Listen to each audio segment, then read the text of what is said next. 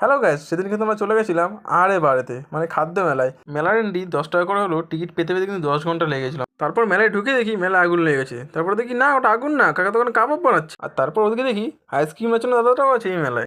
কিরম বিরিয়ানি বিরিয়ানি গন্ধ যাচ্ছে। ওরে বাবা, দিবাপি এসছে এই মেলায়।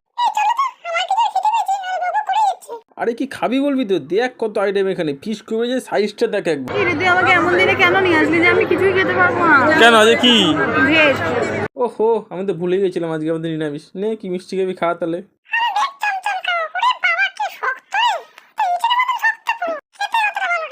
কিরে, কলা খাবি? কলা